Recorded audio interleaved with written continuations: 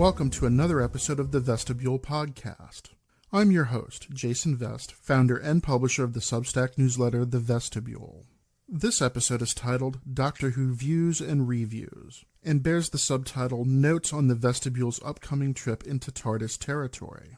This article was first published on December 29, 2021, and was written by myself, Jason P. Vest. And now, on with the show.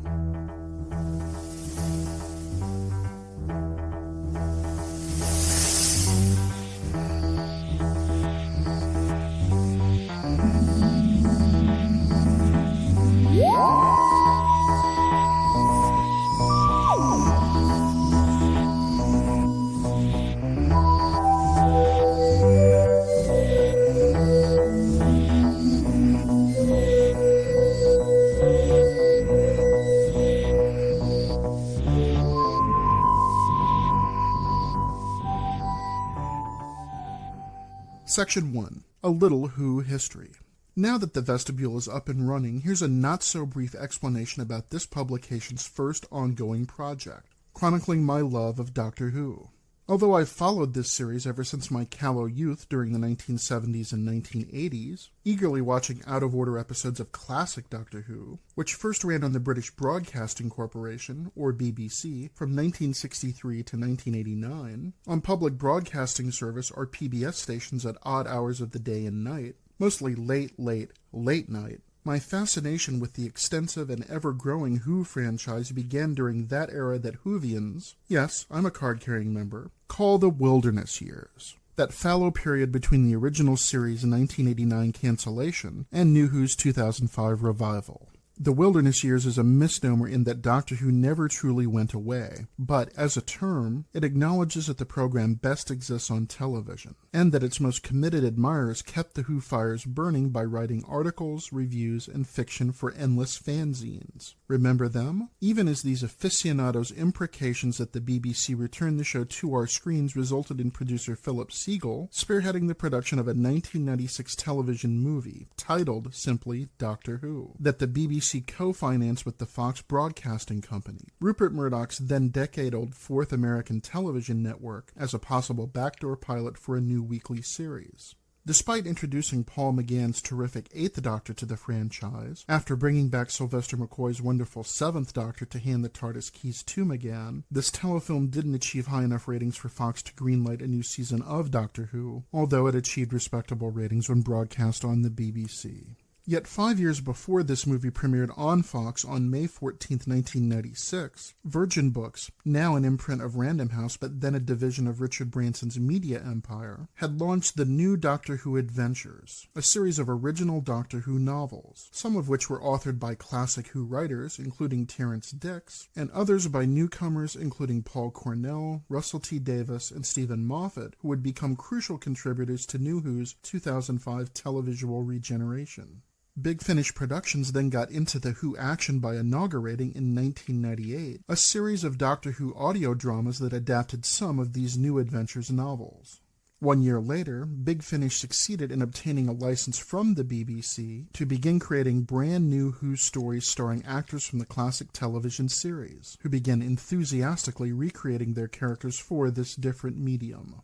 Indeed, Big Finish's first original audio drama, The Sirens of Time, released on July 19, 1999, was a multi-Doctor story that found the Fifth Doctor, voiced by Peter Davison, the Sixth Doctor, voiced by Colin Baker, and McCoy's Seventh Doctor enlisted by the Time Lords to save their home planet of Gallifrey from a mysterious invasion fleet. Spoiler alert, they succeed. As longtime watchers know, some of New Who's best episodes are adaptations of Big Finish's audio dramas and Virgin's New Adventures novels, with Robert Shearman refashioning his evocative 2003 Sixth Doctor audio drama Jubilee into Series 1's sublime 2005 Ninth Doctor episode Dalek, and Paul Cornell transforming his excellent 1995 Seventh Doctor novel Human Nature into Series 3's two-part 2007 10th Doctor masterpiece Human Nature and the Family of Blood. As such, the fact that New Who remains in production, 18 years after Rose premiered in 2005, testifies to this franchise's vigor, health, and longevity. Bringing us to... Who am I, love? My daddy.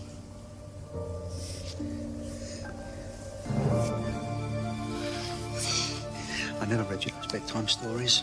I never took you on those picnics. I was never there for you.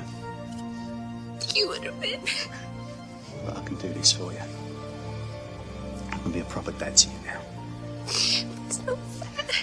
I've had all these extra hours. No one else in the world has ever had that. And on top of that, I get to see you. You're beautiful. How lucky am I, eh? So, come on. Do as your dad says.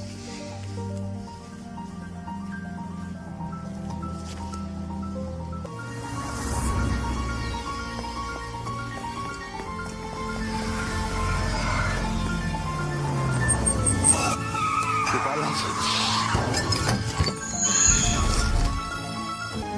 Go to it. Quick. Peter Allen Tyler, my dad, the most wonderful man in the world, died 7th of November, 1987.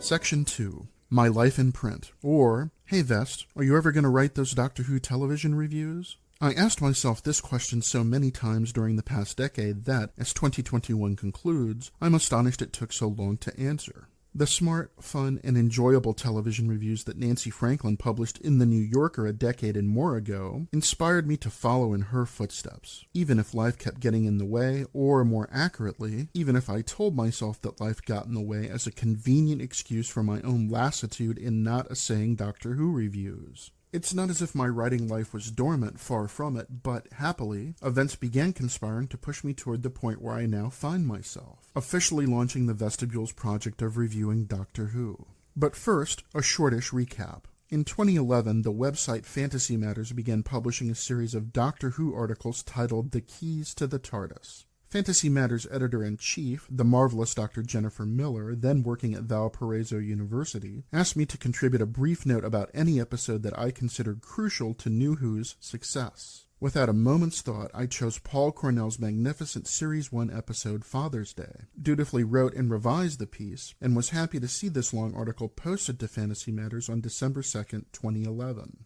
Jennifer, so kind in her comments about this behemoth, chose to run it in full rather than trimming it to a shorter, and, I'm certain, more appropriate length. You can still read my Father's Day review on the Fantasy Matters website. I stand behind every word apart from calling the 1996 television movie abortive and misguided. Neither adjective properly describes this intriguing effort, which not only gave the franchise Paul McGann's fantastic Eighth Doctor, but also serves as a significant bridge between classic Who and New Who, as McGann himself has correctly noted over the years.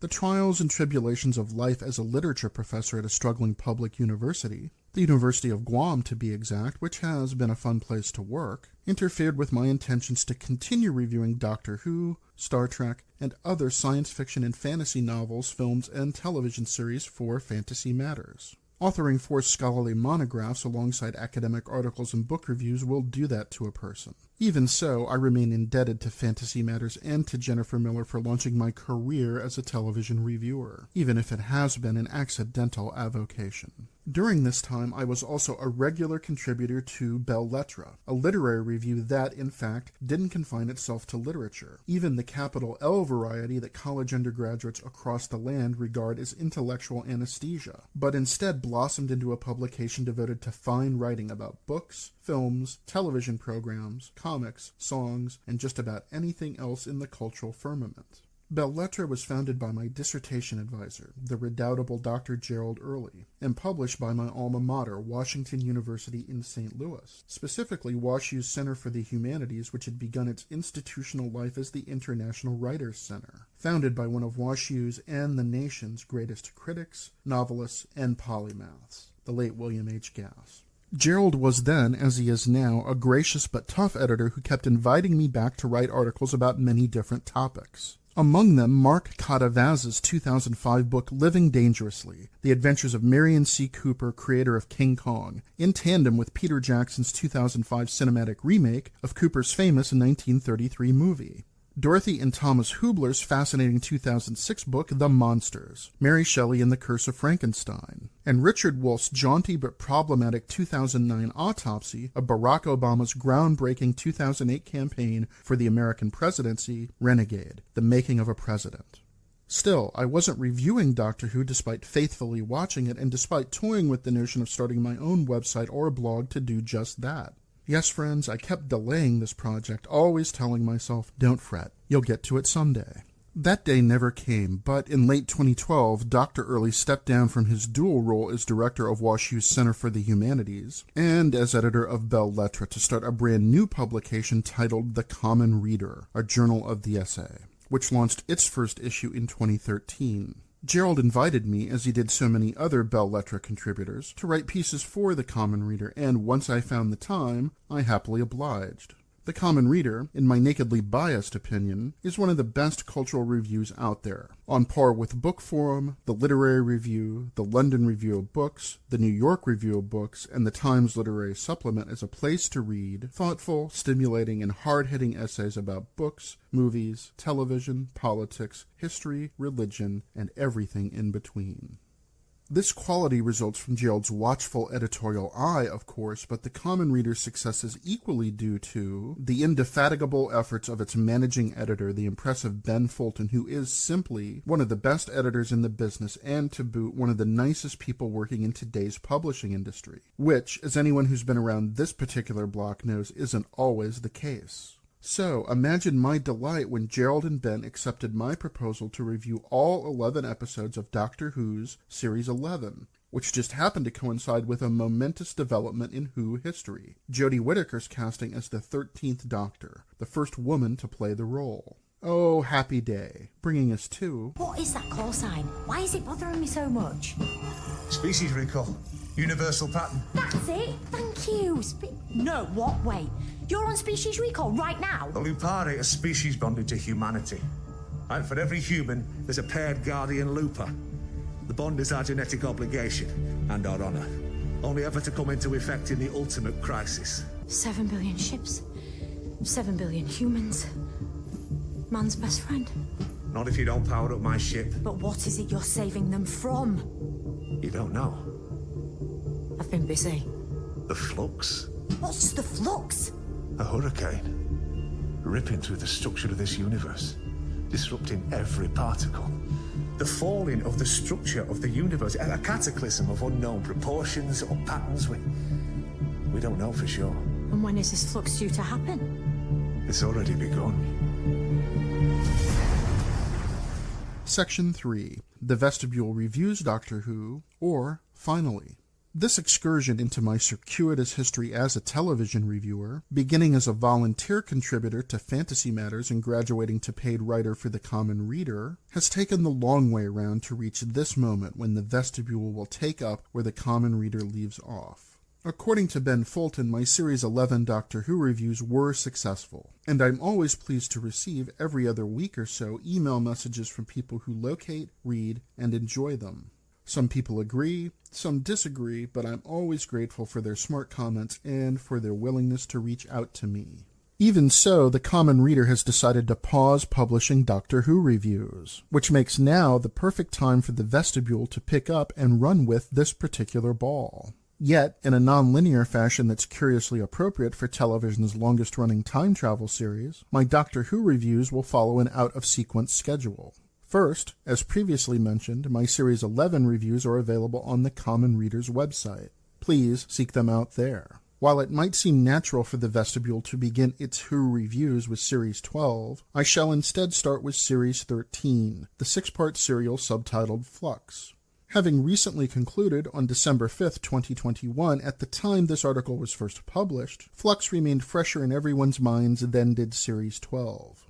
Next will come my review of Eve of the Daleks, the first of 3 2022 special episodes that will sadly conclude Jodie Whittaker's tenure as the 13th Doctor, in the weeks following its January 1st, 2022 broadcast. Then, at long last, I'll circle back to Series 12, posting reviews of its 11 episodes, including the 2022 New Year's Day special titled Revolution of the Daleks. That's the plan, anyway. And to answer a question I've already been asked, yes, I may well go back to the beginning of New Who and review every installment, beginning with 2005's Rose, but this longer-term mission will be sporadic, fitful, and intermittent. Why? Principally because I don't intend the Vestibule to be a publication solely, or even mainly devoted to Doctor Who, love Who as I do. Once all Series 12 reviews are complete, I'll take a break from Who to publish other television reviews, such as Season 2 of Star Trek Picard, as well as discuss movies, stage plays, books, songs, graphic novels, and whatever else strikes my fancy. For the committed Whovians in my audience, don't fret. I'll never leave Doctor Who entirely behind. Indeed, I'm drafting a long essay, tentatively titled 16 Years Later, that will discuss my long-standing admiration of Doctor Who in granular detail. I intend this piece to see the light of day in early 2022, which will miss the 16th anniversary of New Who's premiere in March 2005 by nearly 1 year. But hey, that also seems fitting given Doctor Who's erratic production history, to say nothing of the Doctor's habit of missing significant dates. Alright friends, this update is much longer than intended, but at least it lays out the whys, whens, and wherefores of the Vestibule's forthcoming project to view and review Doctor Who. I hope it will be as fun for you to read as it will be for me to write. Happy holidays to all, and best wishes for 2022. Signed, Jason P. Vest. Thank you for listening to this episode of the Vestibule Podcast. Please visit the newsletter's website at vestibule.substack.com to read this entry, to explore the images and linked resources available there, and to access all other posts. Until next time, this is Jason Vest wishing you fun and felicitations.